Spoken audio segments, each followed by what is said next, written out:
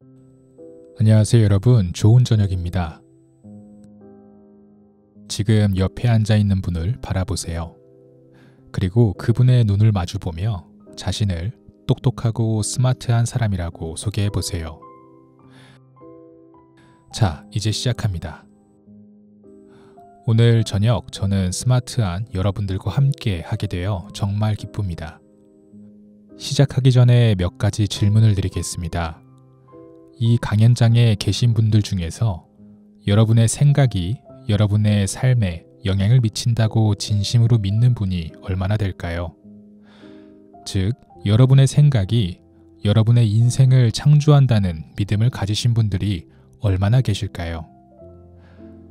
그렇다면 이 질문도 드려볼게요. 오늘 아침에 일어나서 의식적으로 미래를 창조하신 분이 얼마나 계실까요? 사실 사람들이 이런 일을 하지 않는 가장 큰 이유는 이것이 정말로 가능하다는 것을 믿지 않기 때문입니다. 만약 여러분이 이것이 실제이고 이 사실을 정말로 믿는다면 단 하루도 빼놓지 않고 실천할 것입니다.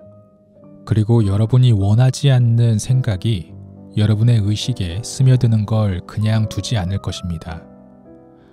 신경과학에 따르면 우리의 뇌는 우리가 알고 있는 모든 것을 반영하도록 조직되어 있습니다. 우리의 뇌는 곧 우리의 환경을 기록하는 장치이자 과거의 흔적입니다. 여러분은 아침에 일어나서 매일 같은 방식으로 행동하고 같은 생각을 반복하고 있다면 주변 환경이 여러분의 사고를 통제하는 건가요? 아니면 여러분의 사고가 주변 환경을 통제하고 있는 걸까요?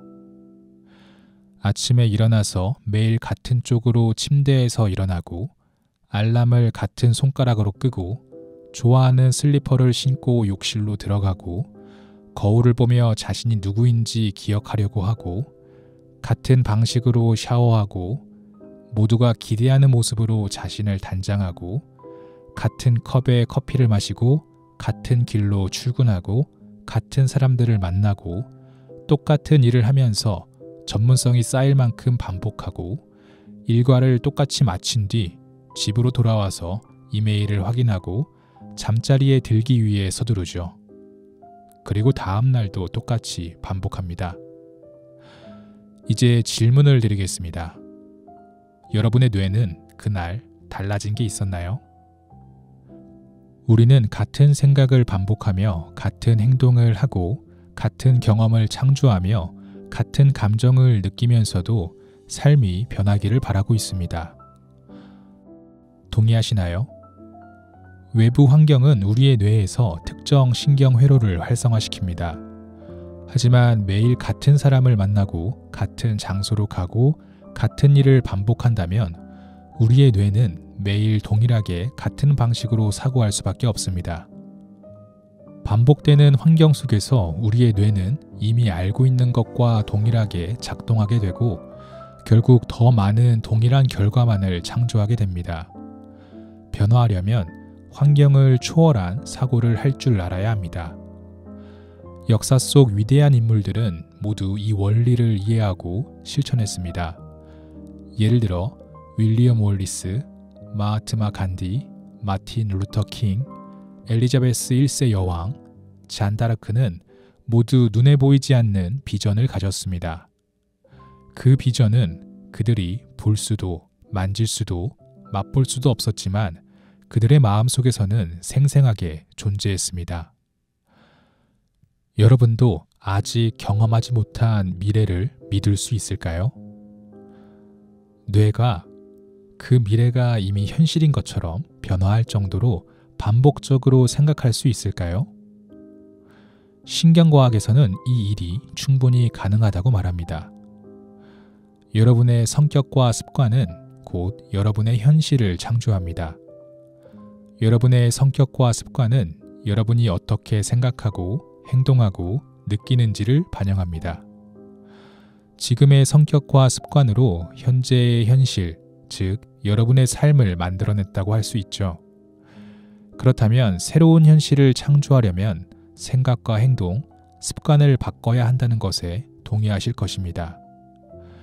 대부분의 사람들은 기존의 성격과 습관으로 새로운 현실을 창조하려고 하지만 그것은 효과가 없습니다.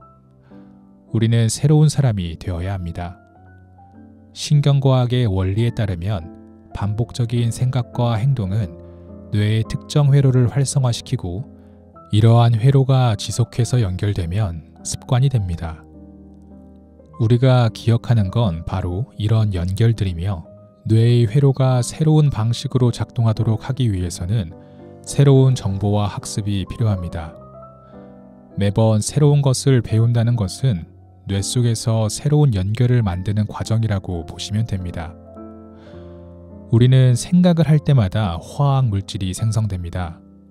우리가 긍정적인 생각을 하면 뇌는 특정 회로가 활성화되면서 기쁨, 무한한 가능성 등의 감정을 일으키는 화학 물질을 생성합니다. 반면에 부정적인 생각을 하면 뇌는 다른 회로가 활성화되면서 반대의 화학 물질을 만들어내고 그로 인해 부정적 감정이 들게 되죠. 이렇게 생각과 감정이 서로 영향을 주고받으면서 뇌와 몸은 계속해서 서로 대화합니다. 이 과정이 20년, 30년, 40년 동안 반복되는 사람들이 있습니다. 이러한 순환의 반복이 현재의 상태를 만들어내지요. 현재의 상태는 마음과 몸이 함께 만들어냅니다.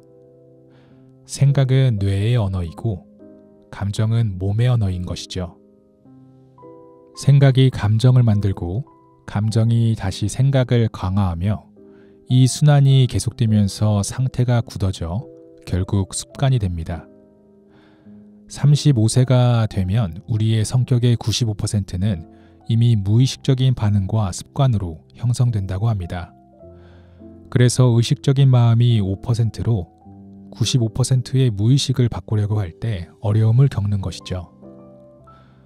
우리는 긍정적인 생각을 하고 싶어 하면서도 부정적인 감정을 느끼고 미래를 계획하면서도 자격이 없다고 느낍니다. 이처럼 마음과 몸이 서로 대립하는 상태가 생길 때가 있습니다. 이때 우리의 몸을 새로운 마음에 맞게 재설정해야 합니다. 여러분들 주변에 삶이 고통스러운 사람들이 있으신가요?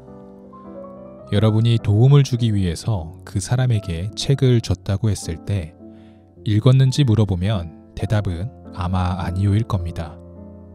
또 여러분이 도움을 주기 위해 준 DVD를 봤나요? 라고 물어보면 또다시 아니요 라고 대답할 겁니다.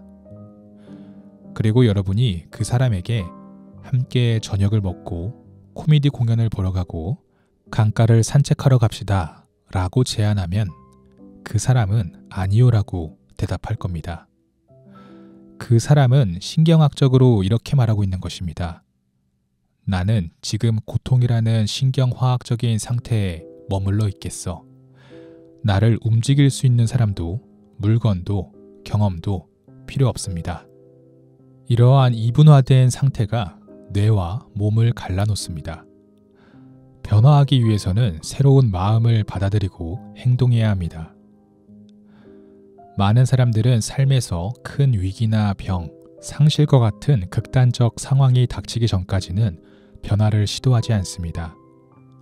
자존감이 매우 낮아지고 더 이상 평소처럼 생활할 수 없을 때까지 기다립니다.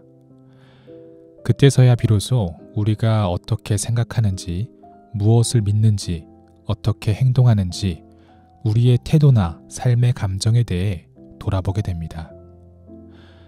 하지만 저의 메시지는 더 이상 기다리지 마세요 입니다. 우리는 고통과 고난 속에서 배울 수가 있고 기쁨과 영감 속에서도 배울 수 있습니다. 마지막으로 이 모든 변화의 가장 어려운 점이 뭔지 아십니까? 가장 어려운 부분은 바로 이 모든 일을 위한 시간을 내는 것입니다. 그렇습니다. 여러분 자신을 위해 시간을 내는 것이 가장 어려운 부분입니다.